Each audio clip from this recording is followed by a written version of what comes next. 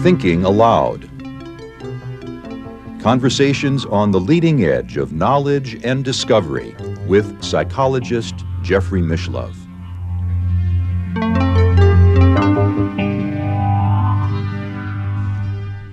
Hello and welcome. I'm Jeffrey Mishlove. Today we'll be looking at the phenomenon of deja vu. With me is one of the world's foremost authorities, perhaps the world's foremost authorities on this mysterious subject, Dr. Vernon Neppe, who is a neuropsychiatrist, the head of the Pacific Neuropsychiatric Institute in Seattle, and the author of 4 books on deja vu, including Deja Vu, A Second Look. He's also the author of Cry, The Beloved Mind, and Reality Begins with Consciousness. Welcome, Vernon. Thank you so much, Jeff. Let's begin for our viewers by defining what we mean by deja vu, and I know there are several definitions. Yeah, from the viewer point of view, the most common lay way of describing it is it's the as-if experience, as if this has happened before, as if I have seen this before, as if I have met you before, as if I have lived before, or as if I have before. Desired things, been here. From the more technical point of view, I had to develop a rather scientific definition which is used virtually by every writer in the area as any subjectively inappropriate impression of familiarity of the present experience with an undefined past. Now, every one of those terms, every one of those words has a real meaning. It's subjective. It's not objective. This is an experience just like one can have a hallucination, or you can have some components of a thought or a memory. Any subjective, it's an impression, so it's not a reality there. It's inappropriate. And that is the key to deja vu, the inappropriateness. It's not a case of I have this impression and I can prove it, or I went into a room and it felt familiar because it was. The whole component is the inappropriate impression. And you don't mean socially inappropriate. No. You mean inappropriate because it's impossible. I feel like I've been here before, but I know I haven't. It's wrong. It's of familiarity. It is not consonant with one's thinking. Where does it fit? I'm perplexed. And sometimes that present experience, this is the other component, of the remote past is something that is in contradiction. People sometimes say to me, well, you know, like I dreamt something and then it came about. And I say to them, well, you know, when you dreamt it, did you talk about it? Did you write it? Did you mention it? Yeah, and then it came about. Well, that's not deja vu either. That's precognition or potential subjective foreknowledge if the person could prove that that was so. So it's an inappropriate impression. Sometimes you find the most amazing things. I always am fascinated by a patient who once said to me, you know, Dr. Neppe, I was busy shaving the other day and I felt I had done it before. And I said to him, but you shave every day. And he said, yes, but this was different. It's this sense of differentness, the sense of perplexity, the sense of inappropriateness that's so pertinent in deja vu. Well, I think I had a deja vu once. Let me tell you, see if it fits this. Years ago, I was on a tour and I was visiting the Greek island of Kos, where they have a huge temple. It's a sleep temple called an Asclepion. and I felt that I had been there before, and I thought to myself, I know if I go around to the back of this temple, I will find a path leading up into the woods. And I did. I went back there, and sure enough, there was this little dirt path, just as I had envisioned it. Well, that's beautiful. And it's beautiful in the context of you reflecting a present, your experience, impression at that time, with a past. Yeah. Where, wait a minute, this shouldn't be so. But here you had an extra knowledge component. And you could validate that knowledge component from your point of view, subjectively. You could validate it and show that this is so. You had a knowledge of this. And this is one kind of déjà vu that we talk about. And I sometimes call it subjective paranormal experience or subjective psi experience, déjà vu. What happens there is you've got the awareness and you're able to predict the next stage. And very often it's a prediction of the next stage in the past.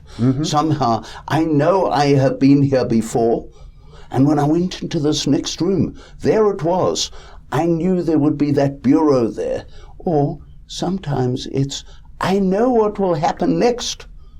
And sure enough, this person walks in just as one had that impression. Now, this is not precognitive per se, because it's coming out of one's present and going into the future. So the important thing about subjective paranormal experience déjà vu is there is this time shift, the shift forward or the shift backwards with a knowledge, as opposed to another kind of déjà vu, which would be psychotic déjà vu. The person will come along and talk about it, and they will also maybe have a knowledge and awareness. I'm sitting there and I'm talking to you, and suddenly I had this impression that you were sending me a message. You were reading this newspaper. And in the newspaper, you were sending me a special message. The CIA is after you. Go get a shotgun. And the patient will perceive this as very much a sense of, yeah, I know what will happen next. But these psychotic déjà vu patients, they can't predict anything. There's this vagueness. There's this limitation. Now, a person with subjective paranormal experience déjà vu, you might say, well, prove it. Prove that that would have happened or that had happened. That's not so important because it's subjective. For them, it is this inappropriate subjectivity with the sense of shift of time, sometimes a sense of shift of space as well, but it's mainly a time shift in their own consciousness that they can validate or think they can validate, as opposed to these psychotics where they have a delusional idea, or they might have something that is hallucinatory. And sometimes these things might be utterly complex. And that is very, very different. So we've elaborated already 2 different kinds of déjà vu. And I know you have 4 main categories. Exactly, yes. So presumably you're asking about the other 2 categories. We might as well get it all out on the table. The one category that is interesting because it's what evoked my interest in this whole area. When I was a medical student, my professor of psychiatry was busy lecturing on déjà vu. And he made the comment, as was prevalent at the time, that déjà vu is a symptom of temporal lobe epilepsy. And this was prevalent. It probably still is prevalent. Well, the problem was that 70% of the general population then have temporal lobe epilepsy. And I said to myself, wait a minute, how could this be so? And I started looking at the literature on temporal lobe epilepsy. And this is why I ended up doing a Doctor of Philosophy degree in a department of psychiatry and a department of neurology in a faculty of medicine, looking at this, saying, temporal lobe epilepsy, could this be déjà vu? And I had to find a control group or comparative group, and I looked at these schizophrenics and looked at psychotic déjà vu in terms of that. And So I was told this, and I thought, this is ridiculous. And the more I spoke to people, the more I realized, and maybe 3/4 of the population, and when you look at studies right around the world, it varies, but generally it's roughly 70%, 3/4 of people report at least one instance of déjà vu in their lifetime. And this just is the simple kind of déjà vu. This is what I call associative déjà vu. It's an association. You walk into a room, you're going for a job interview, so maybe there's a little bit of anxiety there. And psychodynamically, psychologically, you want to get rid of that anxiety. And you walk in, and suddenly that picture hanging on the wall is all familiar.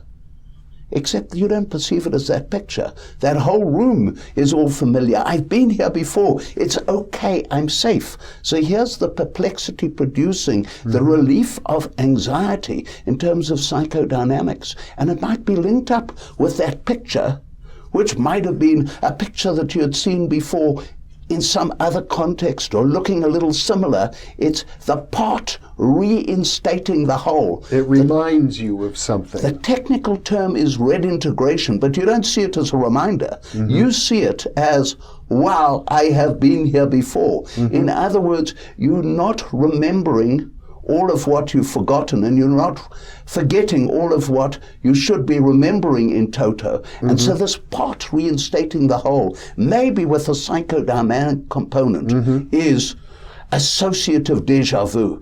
A psychiatrist colleague of mine was very guilty. He used to smoke cigarettes, but when others didn't notice, in his office, he'd quickly put it out, and his wife would be very upset. And he would find he'd go off to the store to buy his cigarettes, and suddenly he would get this sense of awareness. Oh, I've done this all before. Well, again, it had, but it's the perplexity. Now, why is this happening? It's a different place. I've been in visiting a different store. It's not quite the same of what I've done. And this is the associative déjà vu. Which is the most conventional of explanations. By far, the most conventional, the most obvious. And then, of course, there were these temporal lobe epileptics. And how does that work? Well, this is the thing that fascinated me. I said to myself, first of all, is this really occurring only in people who have seizures, are epileptic? Because there are different kinds of seizures. Exactly. The grand mal, the petit mal. Right. There are different kinds of seizures, and they come from different areas of the brain. So was it occurring specifically from that area of the brain called the temporal lobe, which is the great integrator of the brain? The temporal lobe integrates information, and when it goes wrong, you have what I call possible temporal lobe symptoms, which are disintegrative. They cause problems. They might be really, really bad problems, such as explosions of anger, or they might be minor little things. I get these strange smells. I smell things. Where do they come from? They come from the temporal lobe. And the question came up, was other kinds of epilepsy also involved with this? Was this a myth that temporal lobe epileptics get it? How complex are these experiences? And also, what happens if people have temporal lobe dysfunction, in other words, abnormalities of function of that great integrator of the brain? They have some of these disintegrative symptoms, but they don't have seizures per se. Do people with temporal lobe dysfunction without epilepsy get temporal lobe epilepsy déjà vu? And so there was a whole question here. 4 kinds of déjà vu. Temporal lobe epilepsy déjà vu compared with psychotic déjà vu, schizophrenics. There was the question of associative déjà vu, the ordinary people who get it, compared with the subjective paranormal experience. It was ripe for research, and yet before 1981, the literature on déjà vu was so spotty. People tried to describe 1 or 2 of these, and people had their own theories, and they thought everything well worked. But there was only one way, and I said to myself, no. And so I developed a series of questionnaires, imaginatively called the Deja Vu questionnaire. Later on, it was a revised Deja Vu questionnaire, and I screened out people for the 11 kinds of déjà vu that had been described at the time. Now I've described 39 different kinds of déjà vu. In fact, I have 25 or so, or 24 new descriptions. But they fit into these 4 major categories. They all fit in. Some of them overlap more the one with the other. So for example, one of these is a hallucinatory kind of déjà vu. That's not going to occur in normal people. Yeah. The subjective paranormal experience one, and the ones that are linked up there in terms of predictions and time distortions, are almost all these people with subjective paranormal experiences. So I had to look at these different groups, develop a series of qualitative questionnaires, interview these people in detail with these structured questionnaires, score them according to this, and have diverse groups. I had 5 diverse groups, because not only was there the temporal lobe epileptic group, there was the other epileptic group who also had temporal lobe dysfunction.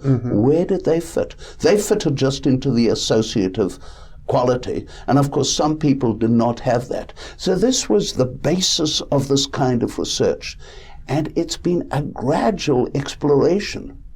For example, about earlier this century, my colleague in Switzerland, Dr. Art Funkhauser, who I suppose would be the second most aware person of déjà vu around, and who co-authored some works with you. He co-authored, or he was one of the authors of the book Deja Vu, A Second Look.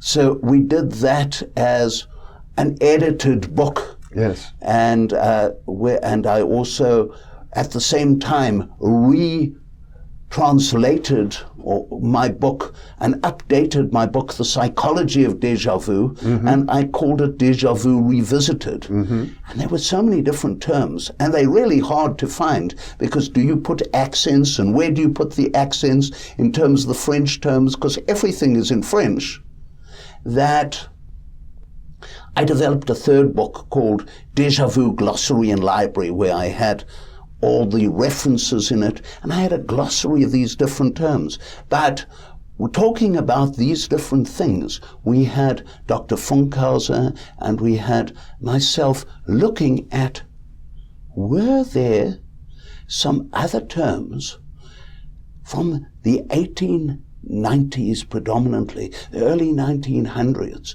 that had been neglected, that hadn't got into the literature, and we discovered 5 more. So initially there were 34 different, if you want, deja experiences. These as-if experiences. As-if experiences, these subtypes, psychotic. Inappropriate as-if experiences. Inappropriate as-if, but as-if implies the inappropriateness. So there were 34 experiences like this, deja experiences. And we discovered way back that there were 5 others. And one of them was hilarious. In fact, there were 6 others, because there was a term déjà rêvé, the already dreamt experience. And Dr. Funkhauser and I did our theses at the same time in 1981. And we both had described déjà rêvé. And so this was like a common term that we had both described quite separately. And here we discover that this was from way back in the late 1890s. Somebody else had written about it, but it had never been carried through. There's a whole beautiful history here, a history even in terms of the literature, beautiful literature. Now, if it was already dreamt, and I've certainly had that impression that, I dreamt that I was here before, the vaguest sense of it, but that would be, as you said earlier, a precognitive dream. Yes, it can be. And of course, there are those who say, well, surely that proves reincarnation. Well, first of all, nothing is proven with something as subjective, or as subjective as these deja experiences. But certainly one component of the most highly developed already dreamt experience could be the already lived experience, déjà vu, where you feel that you're right there. It's fascinating, incidentally, that I've developed these now 24 odd terms in Deja Vu, different kinds of experiences, and I don't speak the language French. And my accent, therefore, I have to try and think and put together these components. And I had to, at one point, work with a professor of French in terms of making sure I had the right kind of linguistics. And every so often I get people saying, no, this ought to be written this way. And then I'll get another native French speaker linguist will argue, no, it should be written that way. Well, I assume that it goes back to the great French psychiatrists of the late 19th century. It does, and psychologists in that regard. And they wrote it in Revue Philosophique, and therefore is the debate of who invented the term. And it depends, you know, la sentiment de déjà vu, does that count as the first term in relation to it? So it goes back to Boirac and to Arnaud, and people could debate who is doing this. And of course, way before that, you find it in David Copperfield with Dickens, and you find Rossetti writing a poem about it. And you find even the in Latin, Publius Ovid describing this. And you find St. Augustine involved. So it goes back all the way historically. You know, St. Augustine was the first one who tried to explain it due to evil spirits. In fact, when you start looking at the literature in Deja Vu, there are around about 72 different explanations. And people would try one. And of course, it doesn't quite work. And so you find Bannister and Zangwill doing some wonderful research in the late 1930s, going on a little, first with visual and then with smell, olfactory, what they call paramnesias, inducing déjà vu by these visual exposures and incomplete forgetting. And then you find later on work in terms of hypnosis and other kinds of exposures at that psychological level, and people somehow not linking up. Very often there's a multifaceted component. You know, when I did my research, I thought it was very simple. You've got these 4 phenomenological subtypes, and they're all beautifully, beautifully separated. I was very lucky. You know, if you draw a graph and you have a horizontal and a vertical line, you have effectively 4 different quadrants. Was wonderful. We did what was called a median column geometry, and median column geometry, median and mean, and we looked at these in a whole string of different dimensional quadrants or components, like 21 different components, and we analyzed these phenomenologically. Wonder of wonders. My 4 different kinds of déjà vu were distributed in all 4 quadrants, and that other epileptic or temporal lobe dysfunction non-epileptic group were distributed in the same quadrant as associative déjà vu, the normal déjà vu. So it was wonderful. But later on, when I've started looking at it, you can imagine there are temporal lobe epileptic patients who also have regular déjà vu, associative déjà vu. And there are people who are so-called psychics, subjective paranormal experience. Notice how I use that term. Yes. I'm trying to use it non-prejudicially, not saying prove that they do or don't have these things. For them, they do, using certain criteria. I'm sure some of your psychiatric colleagues would prefer to get rid of that term altogether. And absolutely. You know, it's fascinating in psychiatry how most psychiatrists, with due respect, are absolutely unaware of this whole discipline, this whole area of psi, of paranormality. 150 years of empirical data, and practically 90% of academia acts as if it doesn't exist at all. And moreover, when people do describe these things, they are labeled psychotic. And then they're given antipsychotic drugs, which of course produce all sorts of side effects for them, because biologically they are not psychotic. This is one of the indices, the toleration of these drugs, the responses at the biochemical level. But the point about it is every one of these groups, the temporal lobe epileptics can have associative déjà vu. The regular people obviously have it.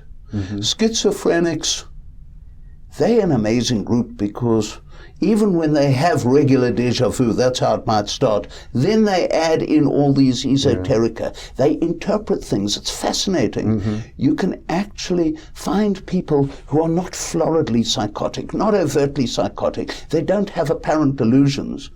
And you interview them, and you're able to elicit the psychosis with something which is to them non-invasive, like they're describing their déjà vu. Yes. And more delusions come out in that regard. It's a really, really interesting area.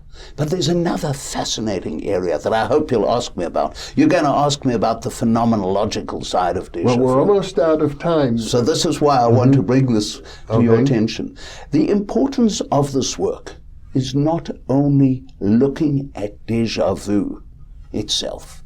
It's the broadening of the whole area of like must be compared with like and not with unlike. In other words, if you analyze phenomena, and this is terribly important in consciousness research, you can very easily think that the color red and the color green and the color yellow are all separate. They're easy to put into different boxes. But when you start analyzing things in detail, you might discover that actually there are certain combinations, and there is the spectrum. And you've got to understand that when you start putting together data together, like with the out-of-body experience, you stimulate a part of the brain and you get an out-of-body experience. Does this mean that people who spontaneously have out-of-body experiences and have a history of subjective paranormal experiences are the same? Is it the same out-of-body experience? It's not. Phenomenologically, you can differentiate it. And to me, the key of this work on déjà vu is far more than just the déjà vu, which is esoteric. Yes. What is important is in consciousness research, in neurology, in psychiatry of the brain, you've got to make sure like is equivalent to like and not equivalent to unlike. And you see this error in psychology time and again. So you have comparisons made where you're dealing with two different phenomena. Vernon Neppe, Dr. Vernon Neppe, I think one of the things you're most skilled at is seeing the many complexities and nuances that exist in these kinds of phenomena. Thank you so much for being with me. It's a great pleasure, Jeff. Thank you. And thank you for being with us. Thank you.